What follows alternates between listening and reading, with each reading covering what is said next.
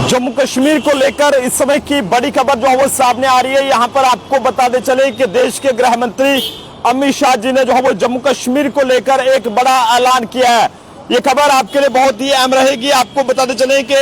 देश के गृह मंत्री अमित शाह जी द्वारा जो है वो जम्मू कश्मीर को लेकर एक बड़ा ऐलान किया गया है। आपको बता दें कि इसमें आतंकवादियों के लिए अब जम्मू कश्मीर में 130 करोड़ रुपए की लागत से जो है वो ये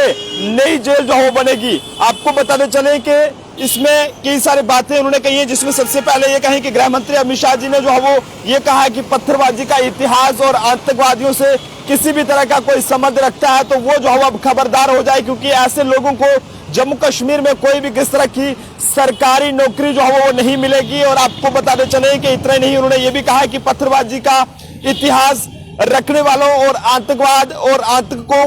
के साथ किसी भी तरह के कोई अगर संबंध रखता है तो उसको जो है वो जम्मू कश्मीर में सरकारी नौकरी नहीं मिलेगी और आतंक संबंध रखने वाले सरकारी कर्मचारियों को नौकरी से बर्खास्त कर दिया जाएगा। हालांकि इस बात की अगर बात करें तो लगातार इस तरह से जो भी जिन लोगों के संबंध आतंकवाद से हैं और वो लोग अगर कोई सरकारी नौकरी कर रहे हैं तो उन्हें सीधा जो है वो नौकरी से टर्मिनेट करके सलाखों का रास्ता दिखाया जा रहा है। लेकिन आपको बताते चले कि अमित शाह जी ने साफ तौर पर यह कहा है कि युवाओं ने हथियार जम्मू कश्मीर की बात करें तो जम्मू कश्मीर में कई सारे युवाओं ने हथियार छोड़े हैं और मुख्य धारा में शामिल हुए हैं। और अगर जम्मू कश्मीर में अगर कश्मीर की बात करें तो यहाँ पर बंदूकधारी युवा हथियार छोड़कर मुख्य धारा में शामिल होते हैं तो कहीं ना कहीं सेंटर में बैठी बीजेपी की सरकार जो है वो उन लोगों को स्वागत करेगी और उन्हें सम्मानित करेगी। जो भी युवा अभी वहां पर कुछ ये कहें कि गिने चुने कुछ युवा जो है वो अभी तक उन्होंने अगर हथियार नहीं छोड़े हैं, लेकिन अगर वो हथियार अगर छोड़ देते हैं तो उसके बाद कहीं ना कहीं सेंटर में बैठी सरकार जो है वो ऐसे लोगों को उनका स्वागत करेगी। और ये कहें कि उन्होंने ये भी कहा है कि जम्मू कश्मीर में आतंकवाद को पूरे तरीके से जड़ से खत्म किया जाएगा। लेकिन ऐसे में साफ तौर पर यह कहा गया है कि जम्मू कश्मीर में अब 130 करोड़ रुपए की लागत से एक